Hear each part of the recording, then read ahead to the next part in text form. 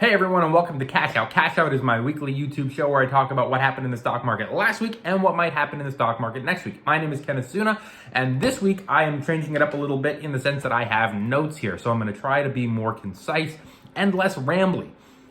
This week, personally, as a trader, was pretty quiet. That's one of those things, comes with the territory, unfortunately. Sometimes the markets are on fire and other times they are not. If you're new to trading, you need to understand that as part of the territory. I think a lot of traders get started, especially when there's a lot of hype and there's a lot of momentum and everyone's talking about markets or stocks or whatever, and they get into it and they think, oh man, and then things start rocking and rolling. They start taking in some big profits. They make a couple of trades. They think they're the greatest. They think markets are always like this. They get very excited and then the hype dies down and it's back to reality. And that's how it was these last couple of weeks, month and a half. January was insane. Even the beginning of February was kind of insane. And then it tapered off. It is like an analogy I would give is like my following on TikTok. It was slow. This whole GameStop thing happened. And then the page just blew up. My follow count went from 36,000 to around 120,000 in a few days. And everyone was obsessed with the markets and everyone was asking questions. How do I do this? How do I do that? I want to be a trader. I want to do this. And the markets were fire. People were making tons of money if they got out of their GameStop and AMC positions. And so for those people, they were very excited because they're looking at it like, this is going to be something great for me. I'm going to make this kind of money all the time. I can't wait. Stock market must always be like this. And then you had the people who got into GameStop at the tippy top and AMC too. They bought in at the very top. Everything came crumbling down. And those people were sitting there going, you know what? Investing isn't for me. Trading isn't for me. I don't like this. I lost my money. I hate this. It's like going to the casino. I'm done. I'll never invest again. And so you have two sides of the spectrum here where, and I guess you have three sides too, because there are the other people who were just out to hurt the hedge funds. And they had their own little beef against Wall Street. But for the people who wanted to make money, you had the people who were super excited and were making tons of money, and you had the people who were buying in very, very late and getting crushed. The downside to this affects both people. The downside for the people who are like super jazzed and excited about investing, they're the people who, now that things have slowed down a little bit, are sitting there going, I thought it was always gonna be like this. Man, this kind of sucks. And the flip side is the other people on the other side who bought in at the top and now have gotten crushed and they're walking away from this going, no, I didn't like this at all. So reality check for both people. The markets aren't always like this. There are moments over the course of your trading history that things are just insane and it's very exciting and you make a lot of money and that's great, but you have to come back down to reality. So for me, when this whole GameStop AMC thing was going nuts, I was selling my shares at various points down, as the stock was moving higher and higher. Not GameStop. I never owned GameStop, but I did own AMC. And I'd actually owned AMC prior to this whole GameStop thing happening, because I was buying it as like a COVID recovery kind of play. I've done videos on that. You can go find them elsewhere if you're curious. So as the stock was cruising, I was selling off and I was making a lot of money, way more than I normally make. And I would see people on TikTok going like, this is how it's going to be now and forever.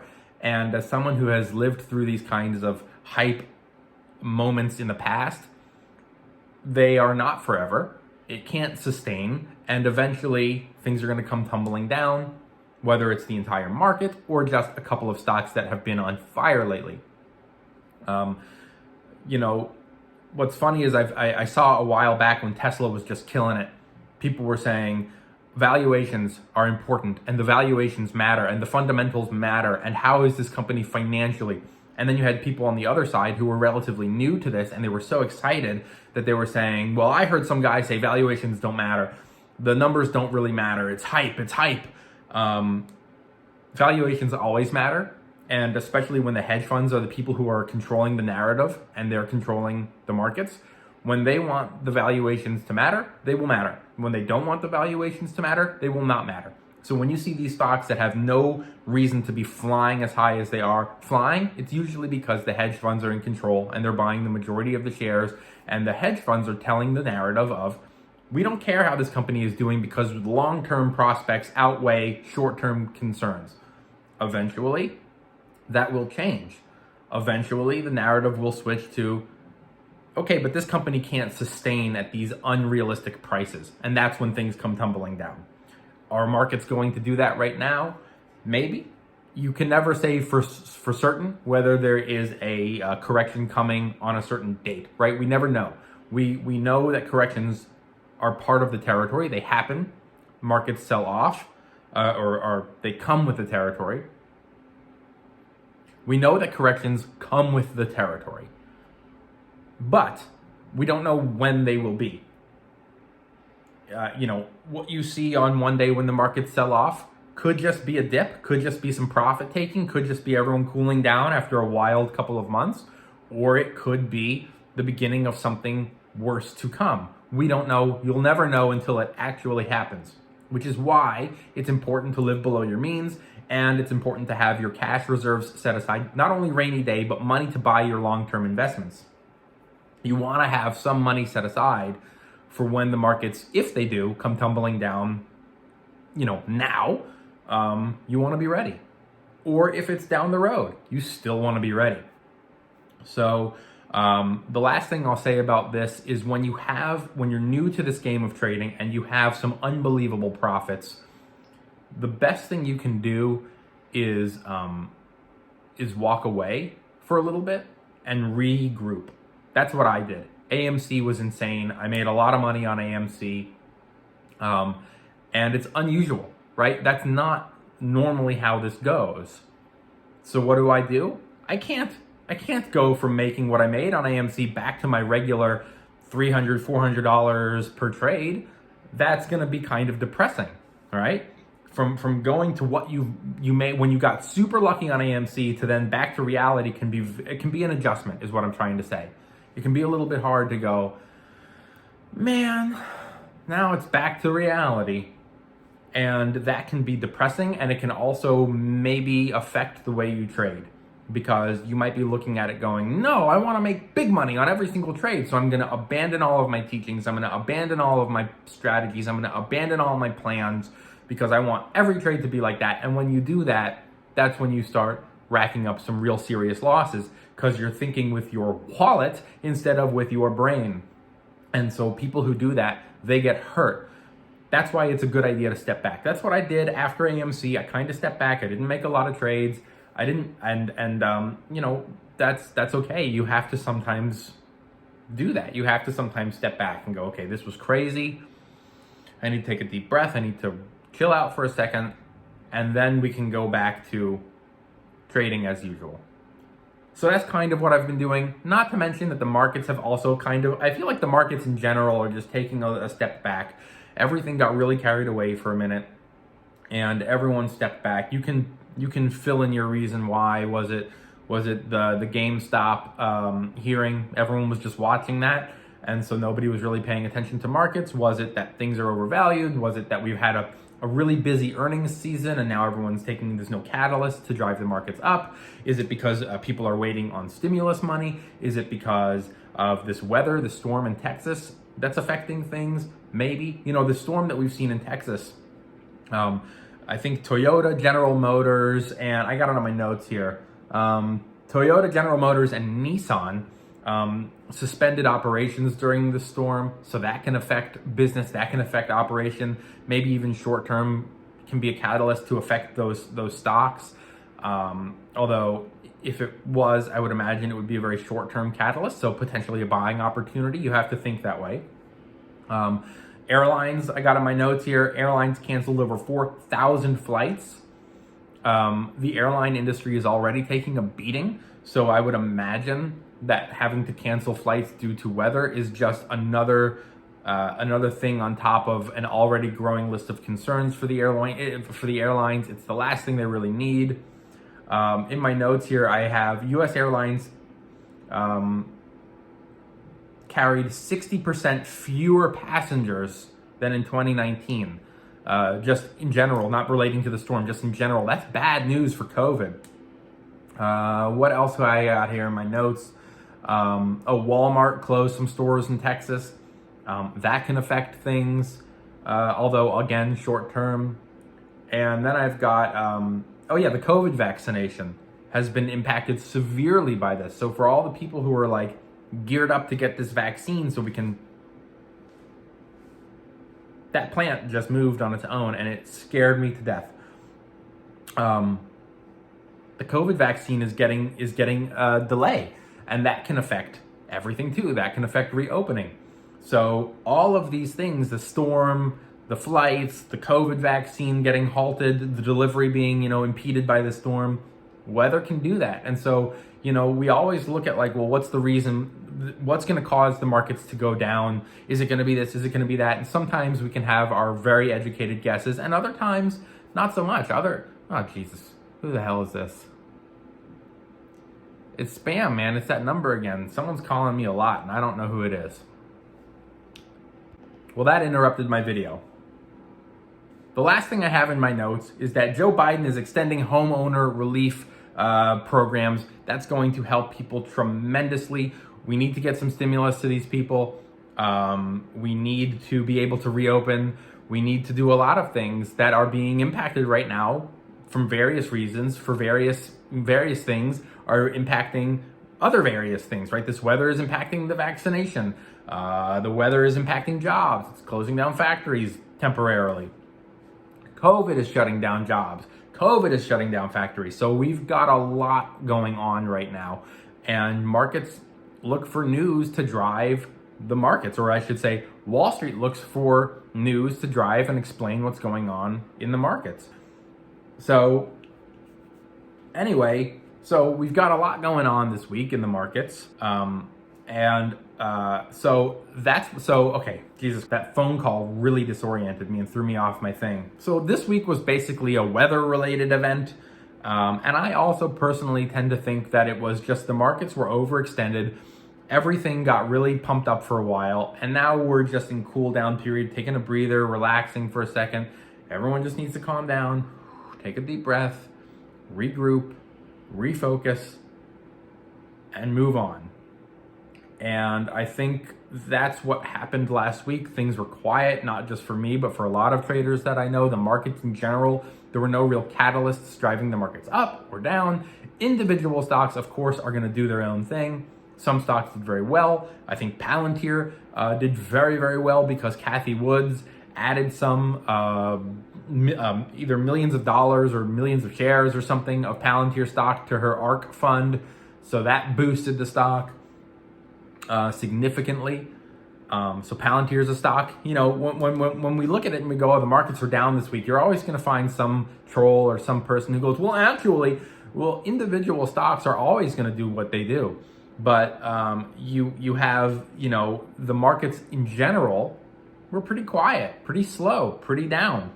Apple went down a lot. If Apple's a stock you believe in, it's maybe a great buying opportunity. I personally added a little to my position in Apple.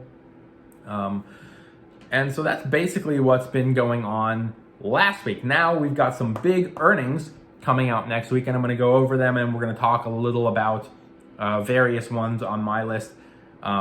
Earnings Whisper is a great Instagram page you should all follow. They post the top earnings of the week for you to pay attention to, and then of that I go through and I make my own little list of the ones that I'm particularly interested in, and I'll go over some of them on Monday morning. On Monday, the only one that really stands out to me is Royal Caribbean. I'm interested how the cruise lines are doing. I imagine it will be a bad earnings. A lot of these stocks have priced in already the hammering that they're going to take on earnings. Will Royal Caribbean go down even lower? It depends on what they say in their earnings call. It depends on what Royal Caribbean says. It depends on their forecast. It depends on vaccinations. It depends on reopening. And not only that, but the thing about the cruise lines is people are going to be like emotionally scarred. You're going to have some people who for sure are going to be like, fuck it, I can't wait. I'm getting on a cruise. But you're going to have other people who are like, I'm not going near those traveling morgues. No way. So the cruise lines are going to have some damage control that they're going to have to do once COVID is over. That could affect earnings, maybe even reduced capacity cruises, even once COVID is, it's not probably ever going to go away, but once the real fears have come down and more people have gotten vaccinated, I think they're still going to have a trust issue. I think people are still going to be like, no, they pack you in on these cruises, man. You're like sardines. I've been on one. You are packed in. Maybe to ease travelers' concerns, these cruise lines will say, for a while, we're only going to operate at half capacity to like ease you back into the idea of getting on a cruise. So Royal Caribbean, who knows? It depends on what their earnings are. I imagine they'll be bad. I also imagine that maybe the stock won't go down too much because it's already been priced in. People already know it's going to be bad. And people who believe in the cruise lines might even see it as a buying opportunity. I don't know yet. Tuesday morning, we have Home Depot. Home Depot, I am intrigued. I want to see how they do. People are spending a lot of time at home. And we've seen it in stocks like Bed Bath & Beyond. Bed Bath & Beyond, these home goods stores have done very, very well because people are at home and they want to spruce up their homes because they're at home all the time. So they're getting new sheets, they're getting new beds, they're getting new furniture, they're getting stuff because they're at home, and if they're going to be stuck at home, they want their home to be a little bit more spruced up, nicer. So we've been seeing a lot of these home goods stores have really good earnings. So Home Depot, similarly, might have that. On the other side, we do have people who have been affected. They've lost their jobs. And so, maybe people aren't going to be sprucing up or doing major renovations. But maybe some people who still are employed and are stuck at home are looking around going, I could change up the kitchen. I could do a little stuff in the bathroom. So companies like Home Depot might have a boost. That's Tuesday morning. Tuesday evening, after the markets close, are Square and Upwork. I am intrigued by both of them, especially Upwork. Upwork is another one of those stocks, those stocks that are going to benefit very well from like the work at home stuff. So I'm intrigued on how Upwork and Square will do, especially e-commerce. We've seen e-commerce sites are through the roof. So there's a lot in the e-commerce world to pay attention to this week in earnings. On Wednesday, we have Overstock. Goes right back into the Home Depot and the e-commerce, people sprucing up their homes. I'm intrigued. Nvidia is on Wednesday evening. Nvidia and Teladoc, which is another stock that I'm intrigued about. I think their earnings could be very good because not only are people sick, but they're stuck at home. They can't go to the doctor. Maybe they don't want to go to the doctor. I think Teladoc in general is a sector that's going to do very well in the future. It might make medicine or doctor visits more affordable, easier for more people to access or be able to be seen by a doctor. On Thursday morning, we have Plug, which is the electric car charging stations. You might also know Blink. They are similar. I think these stocks are going to do very well in the future as more and more people give up their gas guzzling cars and trucks and switch to electric vehicles. I also imagine that there will be charging stations popping up similar to gas stations down the road. We already know there are charging stations, but I mean more a more significant amount. You see gas stations on every corner. It could be in the future that the gas stations implement some charging stations. I know now it takes a half hour or whatever to give a car a quick charge, but moving forward, that technology I think will only improve. So people might be able to get a 10-minute charge or 5-minute charge that'll get them, a certain range of mileage. And it will probably be cheaper than getting a full tank of gas. So I am intrigued by Plug, especially as Joe Biden increases the green kind of initiative and the climate change stuff and the infrastructure and the new jobs that he's going to be creating, all kind of benefit off of this green. I don't want to say the green, like kind of like a Green New Deal. There's going to be a lot of jobs that benefit from green energy stocks. So I'm very excited about Plug. I think Plug, Blink, other green energy stocks are going to benefit a lot under Joe Biden. On Thursday morning, we have Plug, but we also have Wayfair, which goes back into Overstock and in Home Depot. Wayfair, another online e-commerce, spruce up your home kind of store, get some new furniture. Hey, you're stuck at home, get a new couch, get a new chair, get a new dining table. I think these stocks are going to do very well. I'm going to keep an eye on it. I'm intrigued about Wayfair. Also Thursday morning, we have Norwegian Cruise Lines, another Royal Caribbean cruise line is going to be affected by COVID. I'm going to be interested in it just to keep an eye on it. Thursday evening, we got a lot of stuff. We've got Salesforce, which is another, e-commerce, work from home kind of situation. So we've got Salesforce, Upwork, Teladoc, Square, all these e-commerce, work from home stocks. I'm going to be intrigued about Salesforce. On Thursday evening, we also have Etsy, which is, again, Overstock, Wayfair, Home Depot, and now Etsy. Etsy has done very well. I imagine it will continue to do well. I'm going to be keeping an eye on them. We have rocket companies like Rocket Mortgage, Beyond Meat, who they keep picking up new deals. So Beyond Meat's going to be interesting. We have Nikola Motors, everyone's favorite. People love Nikola Motors. So their earnings are going to be one to keep an eye on. People always ask, should I be trading into earnings? Earnings are risky. The stocks are volatile, and they can have huge aftermarket or pre-market swings depending on when their earnings come out. Nikola Motors is Thursday evening.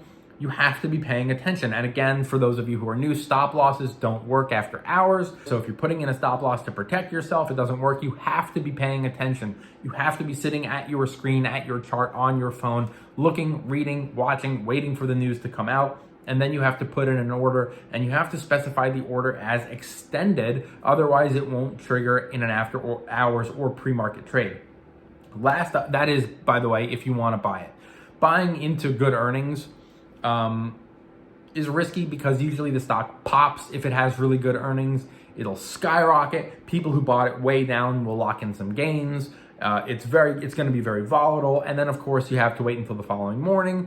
Usually the rally continues. Sometimes it doesn't because people look at the forecast for the next quarter and they go, well, this quarter was great, but the company themselves said that they see some concerns. So it's all stuff that you really have to pay attention to. The last one is on Thursday evening, and it's Airbnb, who just went public a couple months ago. So their earnings are going to be one that I'm very intrigued about, especially because of this whole work from home thing. Not only do we have people who are working from home and they're sprucing up their house with stuff like Etsy, Wayfair, Overstock, Home Depot, but people are also not working from home. They're working from other homes because, hey, if I can work from home and anywhere can be home, then I'm getting in my car and I'm driving up to the mountains, or I'm going to the beach and I'm going to make that my home office for the week. That's a real benefit from this whole, suddenly everyone's able to work from. Do you ever notice how people were begging to work from home years ago and the companies were going, no, you just can't do it. It's just not feasible. And now because of COVID, everyone's like, wait a minute. Yeah, you can work from home, and we're going to benefit too because we're going to downsize our office. So it's a win-win for everyone. I wish they had done it years ago, but that's just how it is. Last one is Friday morning.